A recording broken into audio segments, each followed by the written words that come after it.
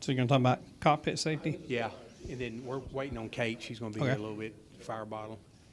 Ben, you might mention a little bit about weight, bolting weight and stuff. It's on in the slideshow a little bit too. Yeah, I mean, I don't know if anybody's ever seen one of those weights come loose at a racetrack before and see what it could do to a car, but it's not pretty. Yeah, I mean, you should at least have a minimum of 2 bolts in every piece of weight on the car. Don't take 2 clamps, a piece of all thread, and clamp on 100 pounds of weight on two brackets. It's kind of crazy the fact that we use aluminum weight brackets to bolt lead to make more weight, but in the end, that's what we do as an industry. So use it safely. Make sure it's painted white. Make sure it's tight. When whoever's nutting and bolting the car that week, make sure they're not putting a half a turn on those things every time, because eventually they'll just strip them out. A torque wrench goes a long way sometimes when you're nut and bolting stuff. But I mean, I've seen them take halos out of cars. I've seen them knock helmets off people. I've seen them go through blocks on engines. So that's kind of definitely something that needs to be mounted correctly and looked after for sure. Yeah, you want to go ahead? Yeah. Yeah, I just kind of in general. Ready for this, but that's all right. So on the cockpit safety, the big things I see are the steering shaft not having a slip shaft in it or 2 heim joints, so it has a way to get out of the way. Just a straight shaft from the steering gear up to the steering wheel. You get a good hit in the front, that's going to go right through you. I've seen a guy who probably can't have kids anymore, and he had a handful of a mess from the steering wheel doing exactly that in an Enduro. Big holes in the back behind for the seatbelt mounts. It's a direct funnel when you're upside down for the fuel to run right down the deck lid and into the compartment where you are. Whether it's on fire or not, it's still there. We've covered the seatbelt mounts. Decking is great, but it also is not helping with the egress in some areas.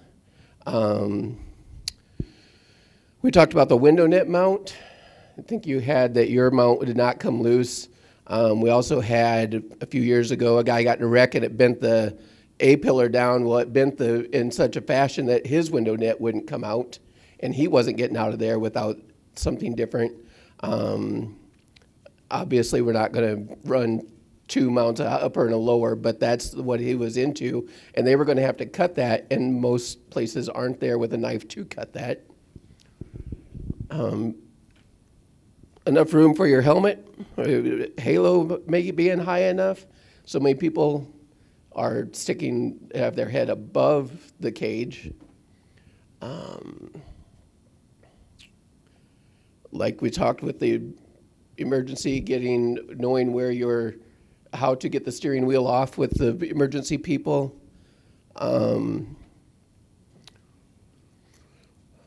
Doug Wolfgang's wreck he had an actual pin. There was no quick release. It was a plastic pin that you pull out, and that melted and could not get the steering wheel off. And that was to save, an ounce? And that's the sprint car world. They'll save everything. I can't believe they run shoestrings. And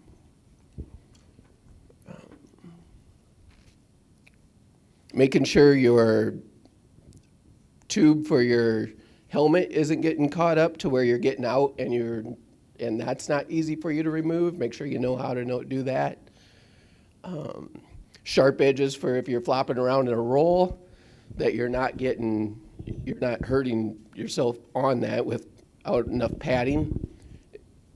They tell racers that we have to have padding. Well, that's one stick to most of us. That's what, I got it. It's right there. Just anywhere you can touch probably needs some padding on it. if you can reach it, it should have padding.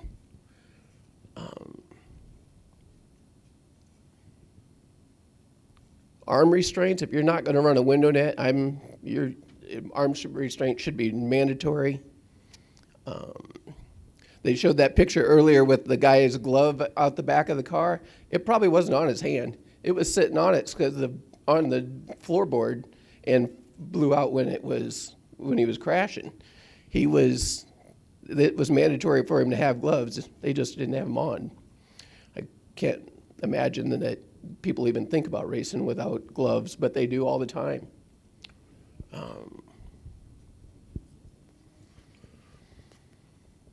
We've done the mounts.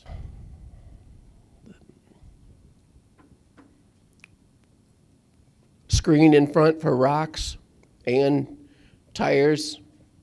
I've seen mud plug get knocked out of a car, the wheel get totally full with a piece as big as the wheel. That piece come out, hit a guy in the head, folded. Thank God he didn't have a full containment seat, because it actually folded the seat back and allowed his head to stretch back that far.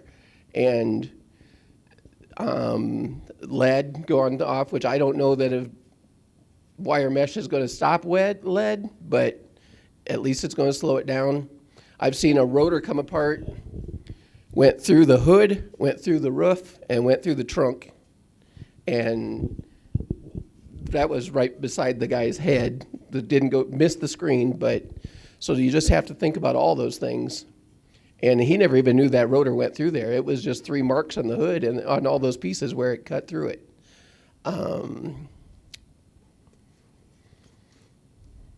Where you put your shifter, where your hole goes through for your shifters, make sure those are sealed up. Anywhere water can go in, fuel and oil can go in.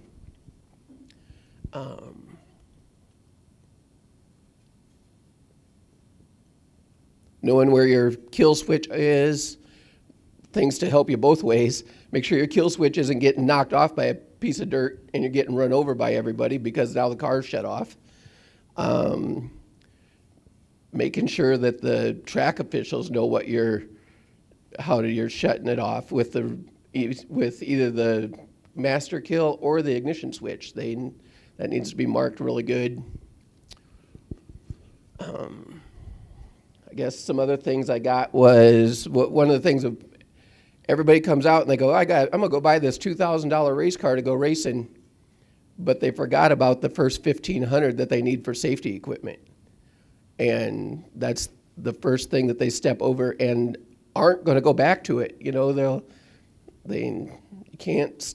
That's the first thing that needs to be on their budget if you're thinking about getting a car, is that at least $1,500 worth of safety equipment, and that's just what they require us to have, not what you need.